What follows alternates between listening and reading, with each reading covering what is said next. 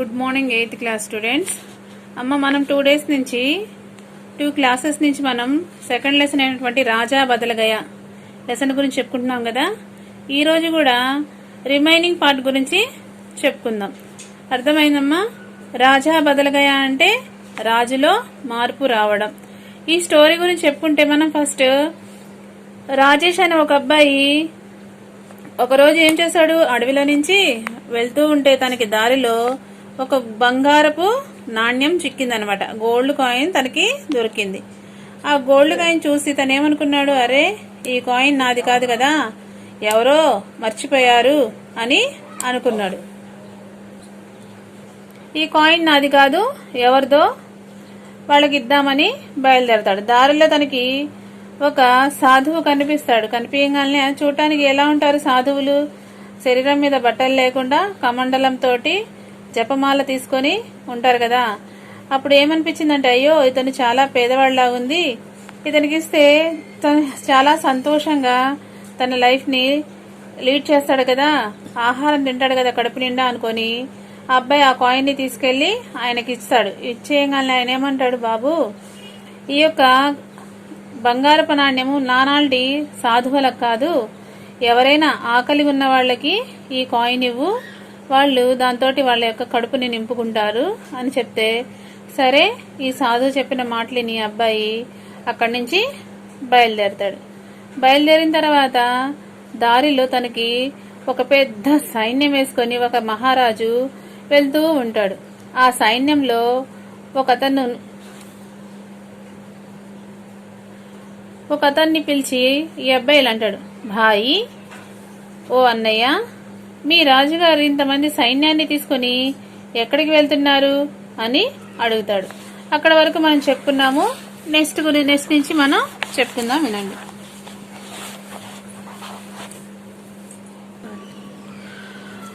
ये हमारे राजा शोर सिंह है, जो पड़ोसी देश पर आक्रमण कर उसे लूटने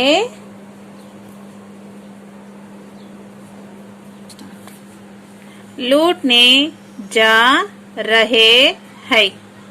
उसने जवाब दिया, राजेश राजा के पास गया, सोने का सिक्का उनकी ओर बढ़ाते हुए कहा, लीजिए महाराज, आप इसे रख लीजिए. बेटा मुझे क्यों देना चाहते हो? राजा ने आश्चर्य के साथ पूछा. महाराज, एक साधु ने कहा था कि जो सबसे गरीब दिखे उसे यह सिक्का दे देना. राजेश करुणा स्वर में बोला, मैं राजा हूँ राजा, मैं तुझे गरीब लगता हूँ? राजा क्रोध में बोला, महाराज यदि आप अमीर होते तो दूसरे देश को लूटने के लिए इतनी बड़ी सेना लेकर क्यों जाते? राजेश की बात राजा की समझ में आ गई. उन्हें अपनी गलती का राजेश की बात राजा की समझ में आ गई. उन्हें अपनी गलती का एहसास हुआ. राजेश की प्रशंसा करते हुए उन्होंने सेना को वापस लौटने का आदेश दिया। उस दिन से राजा ने अपनी संपत्ति जनता की सेवा में खर्च करना आरंभ कर दिया। చూడండమ్మా,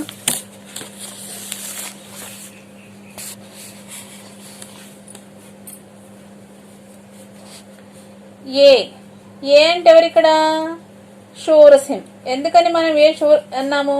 ఏ అనేది ఎక్కువగా మనం ప్లూరల్ ఫామ్ లో యూజ్ చేస్తాం కదా. యహ్ అంటే ఏకవచనం అని, ఏ అంటే బహువచన రూపం అని చెప్తున్నాం కదా. కానీ మనకన్నా పెద్దవాళ్ళు ఎల్డర్స్ ని మనం గౌరవ సూచకంగా ఉపయోగిస్తాం. అందుకని ఇక్కడ ఏ అని చెప్పారు. ఏ హమారే రాజా शूर सिंह है, ఈయన మా రాజు शूरसिंह, जो पड़ोसी देश पर आक्रमण कर उसे लूटने जा रहे हैं. जो పడోసి, పడోసిలో ప్రత్యయం వచ్చేసరికి ఈ, పడోస్ ప్లస్ ఈ, నైబర్. పడోసి అంటే ఎవరు? నైబర్. దేశ, నైబర్ కంట్రీ, పక్క దేశాన్ని వైపు, పర్ ఆక్రమణ్ ఆక్రమించుకొని, కర్ ఉసే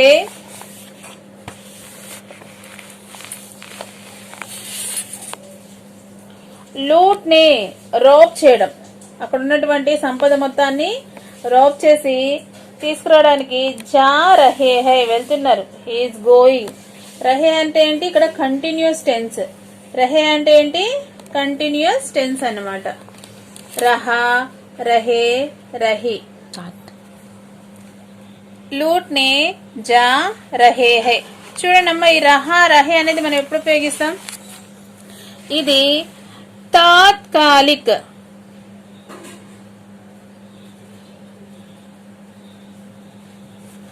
వర్తమాన కాల్. తాత్కాలిక వర్తమాన కాలంలో ఉపయోగిస్తాం. ఇదే అపూర్ణ వర్తమాన కాలం కూడా అంటాం. ఇంగ్లీష్ లో ప్రెసెంట్ కంటిన్యూస్ టెన్స్ అన్నమాట. ఇక్కడ రహా అనేది మనం ఎప్పుడు యూజ్ చేస్తామంటే పుంలింగ ఏకవచనం అయితే రహా అనేది ఉపయోగిస్తాం. అదే రహే అనుకోండి పుంలింగ బహువచనంలో ఉపయోగిస్తాం. అదే రహి అనుకోండి స్త్రీలింగ ఏకవచనమైన బహువచనమైన దీన్ని మనం ఉపయోగిస్తాం. ఎగ్జాంపుల్ చూడండి. లడక దౌడ్ రహా హై. ఇక్కడ లడక అనేది ఏంటి? పుంలింగ ఏకవచనం, ఒక అబ్బాయి, బాయ్. రహా running, the boy is running, అబ్బాయి ఏం చేస్తున్నాడు? రన్ చేస్తున్నాడు. రహా అనేది పుంలింగ ఏకవచనంలో వాడుతున్నాం. అదేవిధంగా చూడండి, బచ్చే ఆమ్ ఖా రహే హై. చూడండి, బచ్చే అనేది ఏంటి? ఇక్కడ పుంలింగ బహువచన రూపం. బచ్చే అనేది, బచ్చాకి బహువచన రూపం ఏంటి? బచ్చే. ఖా రహే హై, చిల్డ్రన్స్ ఆర్ ఈటింగ్ మ్యాంగోస్. పిల్లలు ఏం చేస్తున్నారు? మ్యాంగోస్ అనేవి తింటున్నారు. నెక్స్ట్, సీత ఘర్ జాతీ హై. సీత ఎక్కడికి వెళ్తుంది? సీత అనేది ఇక్కడ సింగులర్ ఫామ్, అది స్త్రీలింగ ఏకవచనం. ఎక్కడికి వెళ్తుందంటే అమ్మాయి జాతీ హై. అదే మనం కంటిన్యూస్ టెన్స్ అయితే సీత ఘర్ జా రహీ హై. చూడండి, అదేవిధంగా లड़कियां పాఠశాల जा రహీ హై. రహా, రహి, రహి అనేది మనం ఈ విధంగా యూజ్ చేస్తాం అనమాట. ఇందులో తాత్కాలిక వర్తమానకాలు, లేకపోతే దీన్నే మనం అపూర్ణ వర్తమానకాలు కూడా అంటాం అన్నమాట. నెక్స్ట్ చూడండి, ఉస్నే జవాబ్ దియా. ఉస్నే ఎలా వచ్చింది? వహ్ ప్లస్ నే, ఈ రెండింటిని కలపడం వల్ల ఏమవుతుంది? ఉస్నే. వహ్ అనేది సర్వనామ రూపం, ఈ నే ప్రత్యయ జోడించడం వల్ల ఏమైంది? ఉస్నే జవాబ్ దియా. ఎందుకని? ఈ సెంటెన్స్ మనకి భూతకాలంలో ఉంది. భూతకాలంలో ఉన్నప్పుడు ఈ సెంటెన్స్ నే ప్రత్యయ అనేది మనకి వస్తుంది. రాజేష్ రాజాకే పాస్ గయా. ఈ రాజేష్ ఎక్కడికి వెళ్ళాడు? రాజు దగ్గరికి వెళ్ళాడు.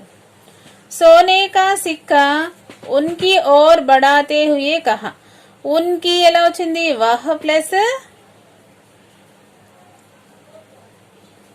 వే ప్లస్ కి, ఉన్కి.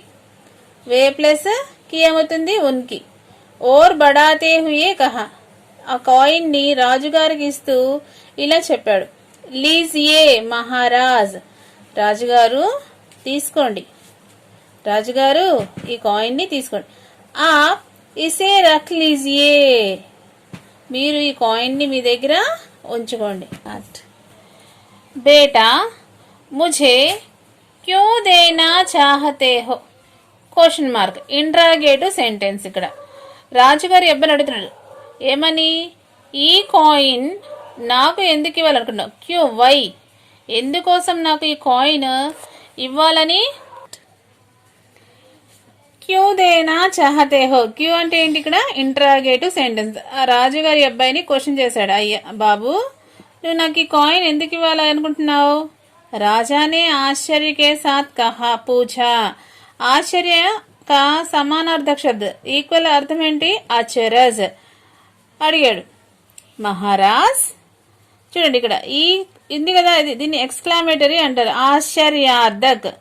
एक साधु ने कहा था कि ఈ కీకి డిఫరెన్స్ చూడండి, ఇది ఈ కీ రెండు వాక్యాల్ని కలుపుతుంది. ఇది వచ్చేసరికి ఏంటిది? సంబంధ కారక్ కింద తీసుకుంటాం. ఈ కీ जो सबसे गरीब दिखे उसे यह सिक्का दे देना. నీకు అందరికన్నా చాలా పూర్గా కనిపిస్తారు కదా, వాళ్ళకి కాయిన్ ఇవ్వమని చెప్పారు. రాజేష్ కరుణా స్వరమే బోలా, చాలా దయగలిగినటువంటి వాయిస్ తోటి చెప్పాడనమాట. మై రాజాహు. అంతలోకి రాజుకి బాగా కోపం వచ్చేసి అంటున్నాడు, మై రాజాహు, నేను రాజుని. రాజా, నేను రాజు. మై తుజే గరీబ్ లగ్తా హూ, నేను నీకు పేదవాళ్ళ కనిపిస్తున్నానా? రాజా క్రోధ్ మే బోలా, కోపంతో చెప్పాడు. మహారాజ్ यदि आप अमीर होते तो दूसरे देश को लूटने के लिए इतनी बड़ी सेना लेकर क्यों जाते? మళ్ళీ ఇది ఇంట్రాగేటివ్ సెంటెన్స్. మళ్ళీ క్వశ్చన్ అడుగుతాడు, అబ్బాయి అడుగుతున్నాడు, మహారాజు గారు సరే మీరు చాలా ధనవంతులు అనుకుందాం, అమీర్కి ఆపోజిట్ ఏంటి? గరీబ్. మహారాజ్ యది ఆప్ అమీర్ హోతో, రాజుగారు ఒకవేళ మీరు ధనవంతులైతే దూసరే దేశ్ కో లూట్నే కే లియే ఇతనీ బడీ సేనా లేకర్ క్యూ జాతే హై, నువ్వు వేరే దేశాని కోసం ఎందుకు వెళ్తున్నావు? వాళ్ళని రాబ్ చేయడం, వాళ్ళని మొత్తం వాళ్ళని ఆక్రమించుకోవడానికి, ఆ సొమ్ము మొత్తం దోచుకోవడానికి ఎందుకు వెళ్తున్నావు అని అబ్బాయి అడిగాడు. రాజేష్ కి బాత్ రాజాకి సమజ్ మే ఆ గయి. ఇంత డబ్బున్నప్పుడు ఏంటి, ఉన్న దాంట్లోనే తృప్తి చెందకుండా రాజేమే ఇంకా నాకు కావాలి, నాకు కావాలి, అంతా నాకే కావాలి, అన్ని రాజ్యాలు నాకే కావాలి, అక్కడున్న ధనమంతా నాకే కావాలి అనుకుని రాజు ఏం చేశాడు? అన్ని రాజ్యాల మీదకి వెళ్ళడము, వాళ్ళని ఆక్రమించుకోవడం, ఆ ప్లేస్ని, లేదా యుద్ధం చేసి వాళ్ళని చంపేయడము, లేదా వాళ్ళని సామంతులుగా చేసుకోవడం, అలా చేసి మొత్తం నాకే కావాలని అనుకున్నాడు. కానీ ఈ అబ్బాయి చెప్పిన మాటలకి, ఎవరు?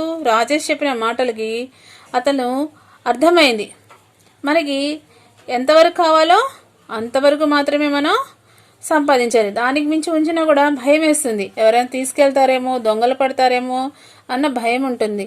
అలా ఈ అబ్బాయి చెప్పగానే ఇతనికి అర్థమైంది.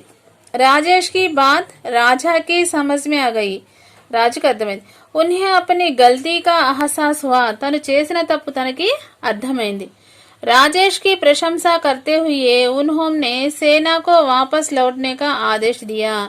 ఈ అబ్బాయిని ప్రైజ్ చేస్తూ పొగుడుతూ తన సైన్యాన్ని తిరిగి రమ్మని చెప్పాడు. उस दिन से राजा ने अपनी संपत्ति जनता की सेवा में खर्च करना आरंभ कर दिया. ఆ రోజు నుంచి తన సంపద మొత్తాన్ని ప్రజలకి పంచడం మొదలుపెట్టాడు. సేవాకి బహువచన రూపం సేవాయే, ఖర్చు కర్నాకి కమానా, ఆరంభకి ఆపోజిట్ ఏంటి అంత్. ఇది ఈ లెసన్ అమ్మ. దీనికి సంబంధించిన గ్రామర్ ఉంది కొంచెం, అది నెక్స్ట్ క్లాస్ చెప్తాను.